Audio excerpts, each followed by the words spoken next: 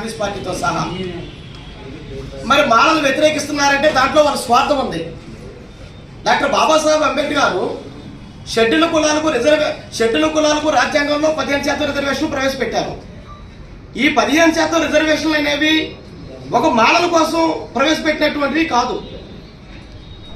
15% రిజర్వేషన్లు అనేవి ఇక్కడ ఉండబడినటువంటి 59 ఉపకులాలు ఏవైతే ఉన్నాయో, ఇక్కడ మొత్తం 59 ఉపకులాలు, ఈ 59 ఉపకులాలను దృష్టిలో పెట్టుకొని మాత్రమే డాక్టర్ బాబాసాహెబ్ అంబేద్కర్ గారు షెడ్యూల్ కులాలకు 15% రిజర్వేషన్ ప్రవేశపెట్టారు.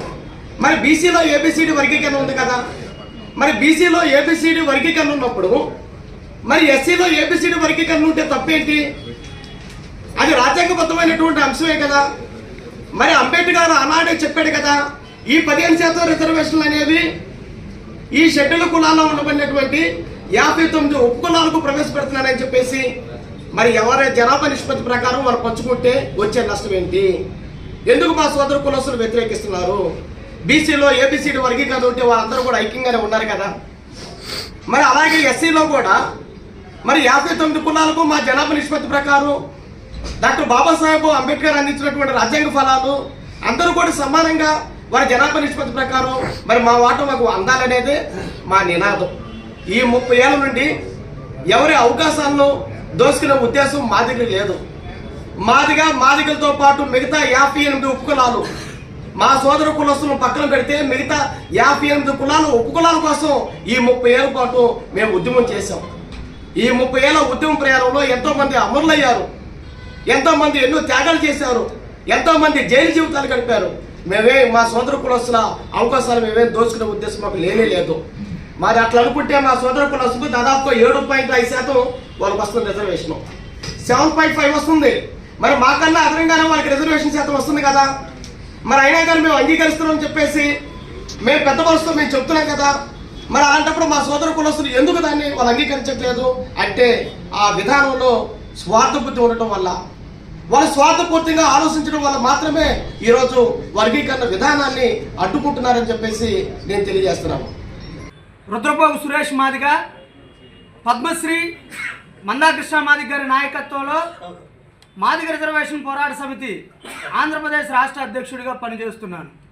ఈరోజు ఉమ్మడి విశాఖపట్నం జిల్లాలో, విశాఖపట్నం కేంద్రంగా ఆంధ్రప్రదేశ్ రాష్ట్రంలో షెడ్యూల్ కులాల వర్గీకరణపై ఆంధ్రప్రదేశ్ రాష్ట్ర ప్రభుత్వం ఈ నెల 17వ తారీఖున క్యాబినెట్ వర్గీకరణకు క్యాబినెట్ ఆమోదం తెలపడాన్ని మేము మాదిగ రిజర్వేషన్ పోరాట సమితి తరపు నుంచి, పద్మశ్రీ మందకృష్ణ మాదిగ అన్న గారి తరపు నుంచి ఆంధ్రప్రదేశ్ రాష్ట్ర ముఖ్యమంత్రి వర్యులు శ్రీ నారా చంద్రబాబు నాయుడు గారికి మేము ముందుగా కృతజ్ఞతలు, ధన్యవాదాలు తెలియజేస్తున్నాం. ఎందుకంటే ఇచ్చిన మాటకు కట్టుబడి తెలుగుదేశం పార్టీ ఎన్నికల మేనిఫెస్టోలో వర్గీకరణ చేస్తామని ఏదైతే మాట ఇచ్చిందో ఆ మాట ప్రకారం ఈరోజు వర్గీకరణ ప్రక్రియను పూర్తి చేయటం కోసం చివరి దశకు తీసుకొచ్చిన నేపథ్యంలో ముందుగా మేము కృతజ్ఞతలు తెలియజేస్తున్నాం.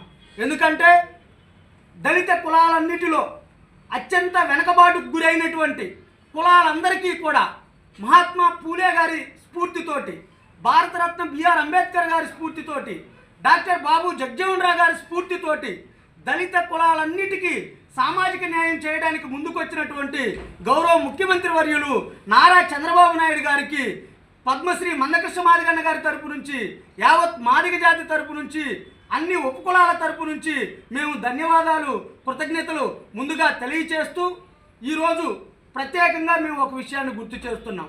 దాదాపుగా గౌరవ చంద్రబాబు నాయుడు గారు మాదిగలకు ఇచ్చిన మాట ప్రకారం వర్గీకరణ ప్రక్రియ కోసం నియమించినటువంటి రిటైర్డ్ ఐఏఎస్ అధికారి ఏకసభ్య కమిషన్ జస్టిస్ రాజీవ్ రంజన్ మిశ్రా గారి నేతృత్వంలో 100 రోజుల పాటు నవంబర్ 15 నుంచి 100 రోజుల పాటు ప్రయాణించి ఉమ్మడి ఆంధ్రప్రదేశ్లో 13 జిల్లాలు తిరిగి దళితుల్లో ఉన్నటువంటి ఉద్యోగస్తుల నుంచి, దళితుల్లో ఉన్నటువంటి మేధావుల నుంచి, దళిత కులాల నుంచి ఎన్నో సంక్లిష్టమైనటువంటి పరిస్థితుల్ని అధిగమించి వర్గీకరణను ఎలా శాస్త్రీయబద్ధంగా చేయాలో సహేతుబద్ధంగా శాస్త్రీయబద్ధంగా మెజారిటీ ప్రజల ఆకాంక్షలకు అనుగుణంగా నివేదికను సమర్పించినందుకు ముందుగా మేము రాజీవ్ రంజన్ మిశ్రా గారికి ధన్యవాదాలు, కృతజ్ఞతలు ఈ సందర్భంగా తెలియజేస్తున్నాం.